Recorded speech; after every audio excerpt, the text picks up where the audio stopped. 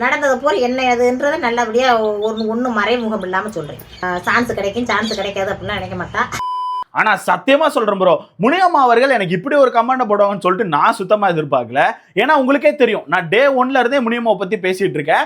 டே 1ல இருந்து நான் சொல்ற ஒரே ஒரு விஷயம் என்னன்னா, முனியம்மா கண்டிப்பா இந்த பிக் பாஸ் சீசன் 10க்குள்ள போவாங்க. ஏன்னா முனியம்மாவுக்கு ஸ்டார்டிங்ல இருந்தே மக்கள் சப்போர்ட் அதிகமாவே இருந்துச்சு. அது மட்டும் இல்லாம முனியம்மாக்கான கேரக்டர் ஒரு மாதிரி ஜாலியான கேரக்டரா இருந்துச்சு. ஒரு மாதிரி ஓப்பனா, மனசுல எந்த ஒரு கள்ளம் கபடமும் இல்லாம ஜாலியா பேசக்கூடிய ஒரு ஆளா இருந்தாங்க. அதனால கண்டிப்பா முனியம்மா இந்த பிக் பாஸ் சீசன் 10ல இருப்பாங்கன்னு சொல்லியிருந்தேன். ஆனா இப்போ கவனிச்சீங்கன்னா, முனியம்மா தன்னோட யூடியூப் சேனல்ல எப்பவும் போல வீடியோ போட ஆரம்பிச்சிட்டாங்க. இப்ப இதை பார்த்த பல பேர் பல விஷயங்கள் அங்க கிளப்ப ஆரம்பிச்சாச்சு.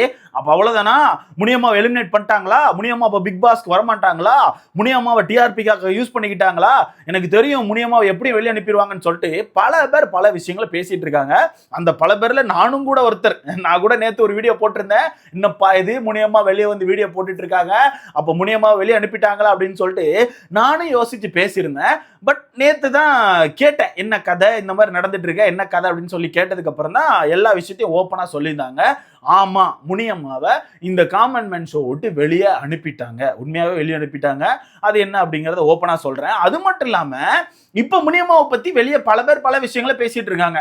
முனியம்மா நல்லவங்களே கிடையாது, முனியம்மா ரொம்ப கெட்டவங்க, முனியம்மா உதவி பண்ணவங்க முதுகுலே குத்திட்டாங்க, முனியம்மாக்கான பேர் முனியம்மாவே கிடையாது, அது பானு. சோ முனியம்மாவை யாரும் நம்பாதீங்க, முனியம்மா வெள்ளந்தி நீங்க நினைச்சிட்டு இருக்கீங்க, கிடையாது, நீங்க தான் வெள்ளந்தியா இருக்கீங்க, முனியம்மா ரொம்ப கெட்டவங்க அப்படின்னு சொல்லிட்டு பல பேர் கொந்தளிச்சு பல வீடியோக்களை போட்டுட்டு இருக்காங்க. இதெல்லாம் பார்க்கும்போது யாரா நீங்கெல்லாம், டேய் எங்கடா இருந்தீங்க இத்தனை நாளா?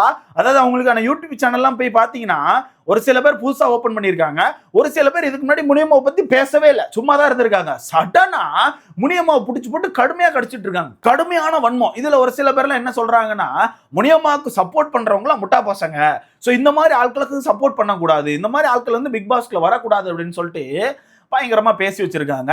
எல்லா விஷயத்தையும் மொத்தமா நம்ம பேசி விட்டுறலாம், உடச்சு பேசிடலாம். ஃபர்ஸ்ட் முனியம்மா அவர்கள் இந்த பிக் பாஸ்க்குள்ள வர வாய்ப்பு இருக்கா இல்லையா, அவங்க இந்த காமன் மேன் ஷோல இருக்காங்களா இல்லையா, இதை பத்தி சொல்லணும்னா காமன் மேன் ஷோல இப்ப முனியம்மா அவர்கள் இல்ல. ஏன்னா காமன் மேன் ஷோவே இல்ல, காமன் மேன் ஷோக்கான ஷூட்டிங்கே முடிச்சுட்டாங்க. அதை பத்தி நான் ஒரு 2 நாளுக்கு முன்னாடியே சொல்லினேன், காமன் மேன் ஷோக்கான ஷூட் முடிஞ்சு போச்சு அப்படின்னு சொல்லிட்டு. அந்த வகையில ஷூட் முடிஞ்சிட்டுல, இதுக்கப்புறம் இவங்கள ஹோட்டல்ல வச்சு என்ன பண்ணன்னு சொல்லிதான் இவங்க எல்லாரையுமே ஹோட்டலை வெக்கேட் பண்ணி வீட்டுக்கு அனுப்பிவிட்டுருக்காங்க. ஓகேவா? அதனாலதான் நம்ம முனியம்மா அவர்கள் சரி ஓகே போறதான் போறோம், இந்த ஹோட்டல்ல ஒரு வீடியோ போட்டு போவோம்னு சொல்லிட்டு சும்மா அங்க கிளம்புறதெல்லாம் வீடியோவா போட்டு வச்சிருக்காங்க. ஓகேவா? வேற ஒண்ணும் கிடையாது, அவங்க சும்மா எல்லாத்தையும் வீடியோ போட்டு வச்சிருக்காங்க. அது மட்டும் இல்லாம இப்ப வீட்டுக்கு போயிட்டு பழைய மாதிரி தன்னோட இரும்பு காட்டுல கவுத்தி வச்சு நான் எப்படி இந்த பிக் பாஸ் வீட்டுக்குள்ள போனேன், நான் எப்படி இந்த யூடியூப் சேனல் ஆரம்பிச்சேன்னு சொல்லிட்டு எல்லா விஷயங்களையும் பேசி வச்சிருக்காங்க. எல்லாத்துக்குமே அவங்க பையன் யாரதோ ஒருத்தவங்க காரணம் போல, அவர் தான் எல்லாத்துக்கும் உதவி பண்ணியிருக்காப்ல. சோ மொத்தத்துல முனியம்மா அவர்கள் இந்த காமன் மேன் ஷோக்கான ஷூட்டிங் மொத்தமா முடிச்சிட்டு தான் போயிருக்காங்க. இங்க இன்னொரு டவுட் உங்களுக்கு வரும், ஷூட்டிங் மொத்தமா முடிச்சிட்டாங்கன்னா அவங்க செலக்ட் ஆயிட்டாங்களா, அப்ப அவங்க கண்டிப்பா பிக் பாஸ்க்குள்ள வருவாங்களான்னு சொல்லிட்டு. அவங்க செலக்ட் ஆயிட்டாங்கன்னு தான் சொல்றாங்க. நான் முன்னாடியே சொன்னேன் தெரியுமா, காமன் மேன் ஷோவோட கடைசியில ஒரு 5-6 பேரை இவங்க செலக்ட் பண்ணி வச்சுட்டு அவங்கள யாரெல்லாம் இந்த வீட்டுக்குள்ள போனோம்னு சொல்லிட்டு மக்கள் கிட்ட ஓட்டிங் கூட வாய்ப்பு இருக்கு, மக்களாகி நம்ம தான் ஓட்டு போட்டு இவங்களை வீட்டுக்கு அனுப்ப வேண்டியிருக்கும். ஸோ கண்டிப்பா கடைசியில் அது நம்ம கையில தான் வரும்னு சொல்லி நான் சொல்லியிருந்தேன். இதுக்கேற்ற மாதிரி சுகுமாரன் கூட ஒரு வீடியோ போட்டிருந்தாப்ல, கண்டிப்பா காமன் மேன் ஷோவை தொடர்ந்து பாருங்க, கடைசியில் நீங்க ஓட்டு போட வேண்டியிருக்கும், எனக்கு ஓட்டு போட்டு சப்போர்ட் பண்ணுங்கன்னு சொல்லிட்டு நம்ம சுகுமாரன் கூட ஒரு வீடியோ போட்டு வச்சிருப்பாப்ல. ஏன்னா தெலுங்குல அப்படித்தான் பண்ணாங்க. போன வருஷம் தெலுங்குல ஆக்சுவலா கடைசியா 3 பேரை மக்கள் மத்தியில விட்டு தான் ஓட்டு போட வச்சிருக்காங்க. அந்த வகையில முனியம்மா அவர்கள் ஷூட்டை முடிச்சாச்சு, அவ்வளவுதான், ஃபைனல் ஷூட்லாம் முடிச்சிட்டு தான் வீட்டுக்கு போயிருக்காங்க. ஸோ இதுக்கப்புறம் மக்களாகி உங்க கையில இருக்கு, நீங்க ஓட்டு போட்டு அவங்கள வீட்டுக்கு அனுப்புனா உண்டு, இல்லைன்னா அவங்க அவ்வளவுதான், அந்த காமன் மேன் ஷோவோட முடிச்சு வீட்டுக்கு வந்துருவாங்க. ஸோ பார்க்கலாம் ஃபைனல் ஸ்டேஜ்ல யார் யார் இருக்க போறா அப்படின்னு சொல்லிட்டு. எனக்கு மைண்ட்ல ஒரு 3 பேருக்கான பேர் வருது. ஒன்னு சுகுமாரன், இன்னொன்னு முனியம்மாள், அடுத்தது ஆஷான்னு சொல்லி ஒருத்தவங்க வந்தாங்கல்ல கொஞ்சம் சப்பியா, அவங்க கண்டிப்பா இருப்பாங்க. இதுக்கெல்லாம் ஒரு காரணமும் இருக்கு, அது கண்டிப்பா போக போக நீங்க தெரிஞ்சுப்பீங்க. ஸோ அந்த வகையில் முனியம்மா அவர்கள் எலிமினேட்லாம் ஆகல. நான் ரொம்ப டீட்டெயிலா கேட்டுட்டேன், எலிமினேட்லாம் ஆகல. அதுக்கப்புறம் நீங்க கேட்பீங்க, என்ன ப்ரோ முனியம்மா ஏதோ கமெண்ட் போட்டாங்கன்னு சொல்லிட்டு. நேத்து நம்ம ஒரு லைவ் போயிருந்தோம், நீங்க பார்த்திருப்பீங்க. அந்த லைவ்ல முனியம்மா அவர்கள் தனக்கான யூடியூப் சேனல் ஐடியில இருந்து ஒரு கமெண்டா போட்டாங்க. சும்மா ஃபர்ஸ்ட் ஒரு ஸ்மைலி தான் போட்டாங்க. அதை பார்த்துட்டு நான் நம்பல, இது முனியம்மாவா ஃபேக் அக்கௌண்டான்னு சொல்லிட்டு தெரியலையேன்னு சொல்லிட்டு, இது முனியம்மா மாதிரி தெரியல, ஃபேக் அக்கௌண்டா இருக்கலாம்னு சொல்லி விட்டுட்டேன். ஆனா நம்ம சப்ஸ்கிரைபர்ஸ் தான் இல்ல ப்ரோ அது ஒரிஜினல் ஐடி தான், முனியம்மா தான் சேட்ல இருக்காங்க, நல்லா பாருங்க அப்படின்னு சொல்லி சொன்னாங்க. அதுக்கப்புறம் செக் பண்ணி பார்த்தா அது முனியம்மா அவர்கள் தான். தனக்கான அந்த ஷர்மா மைண்ட் வாய்ஸ் அப்படிங்கிற யூடியூப் சேனல்ல இருந்து வந்து கமெண்ட் போட்டு போயிருந்தாங்க. ஆனா என்ன அதுக்கான யூசர் நேம் வந்து சீமாட்டியா ஏதோ ஒன்று போட்டு வச்சிருக்காங்க. ஓகேவா, அதனால தான் எனக்கு கரெக்டா தெரியல. அப்புறம் கேட்டேன் என்னக்கா நீங்க தானே அப்படின்னு சொல்லிட்டு, அதுக்கப்புறம் தான் அக்கா ஒரு கமெண்ட் போட்டாங்க, தம்பி எனக்கு ஆதரவு அளித்ததுக்கு ரொம்ப நன்றி அப்படின்னு சொல்லிட்டு ஒரு கமெண்டை போட்டு வச்சிருந்தாங்க. அந்த கமெண்டை நேற்று லைவ் வந்து எல்லாரும் பார்த்துருப்பீங்க, பார்க்காதவங்க பார்த்துக்கோங்க, சைடில் போட்டு விடுறேன். ஸோ மொத்தத்தில் இதுதான் முனியம்மா அவர்கள் எனக்கு போட்ட கமெண்ட். முனியம்மா அவர்கள் ஷோவில் தான் இருக்காங்க. இதுக்கப்புறம் பிபிக்கு போக போகிறது உங்கள் கையில் தான் இருக்குது. ஓகேவா, அதை தூக்கி சைடில் வச்சிடலாம். அண்ட் இன்னைக்கான எபிசோட் கொஞ்சம் கிறுக்கு மாதிரி தான் போச்சு, ஒரு மாதிரி கத்திக்கிட்டே இருந்தாங்க. அதை பற்றி நம்ம சாயங்காலம் பார்க்கலாம். அடுத்தது முனியம்மாக்கான இந்த ரீசன் கான்ட்ரவர்சி. நிறைய பேர் முனியம்மாவை போட்டு அடிச்சிட்டு இருக்காங்க.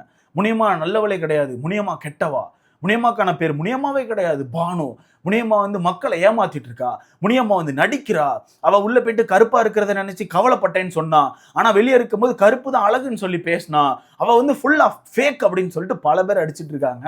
அது மட்டும் இல்லாமல் வெளியே வந்து முனியம்மா அவர்களுக்கான யூடியூப் சேனல் வளர்ந்து வர்றதுக்கே இன்னொரு யூடியூபர் ஒருத்தவங்க தான் ஹெல்ப் பண்ணாங்க போல. அவங்களுக்கு இப்போ இவங்க நன்றி விசுவாசமா இல்லையா, அதெல்லாம் போட்டு அடிச்சிட்டு இருக்காங்க.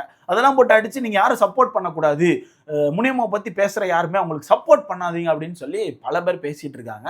இங்க நான் சிம்பிளா ஒரு விஷயம் சொல்றேன். இப்போ ஒருத்தவங்க வந்து ஃபேமஸ் ஆயிட்டாங்க, ஏதோ ஒரு வகையில ஏதோ ஒன்று பண்ணி கஷ்டப்பட்டு உருண்டு பிறண்டு ஒரு நேஷனல் மீடியா ஒரு ஷோக்குள்ள வந்து ஃபேமஸ் ஆயிட்டாங்க.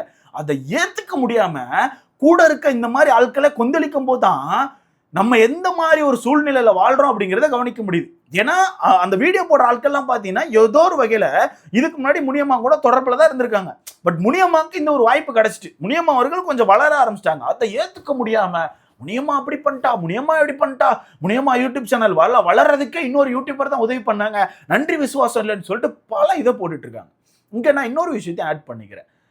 நீங்க சொல்றீங்க முனியம்மா வளர்றதுக்கு இன்னொரு யூடியூபர் தான் ஹெல்ப் பண்ணாங்கன்னு சொல்லிட்டு, ஹெல்ப் பண்ணது ஒரு வகையில ஓகே. ஒருத்தர் வளர்றதுக்கு நம்ம உதவி பண்ணோம்னா அதை அப்படியே விட்டுறணும். அவங்க வளர்ந்து போறதை பார்த்து நம்ம சந்தோஷம் தான் படணும். அதை விட்டுட்டு வளர்ந்துட்டானே போயிட்டானே எங்கேயோ போயிட்டானே இந்த மாதிரி பொறாம இருக்கக்கூடாது.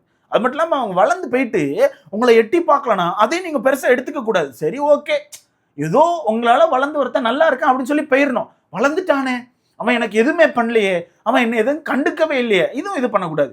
உங்களோட மனசு பெரிய மனசா இருக்கணும். உங்க பெரிய மனசு காரணமாக ஒருத்தரை வளர்த்து விட்டுட்டீங்க, அவங்க வளர்ந்து போயிட்டாங்கன்னு விட்டுறணும். அவங்களுக்கு குறுகிய மனசா இருக்கலாம், அதனால உங்களை கண்டுக்காம விட்டுருக்கலாம். ஸோ அதனால வந்து எப்பவுமே யாரையா ஒருத்தரை நீங்க வளர்த்து விட்டீங்கன்னா விட்டுருங்க.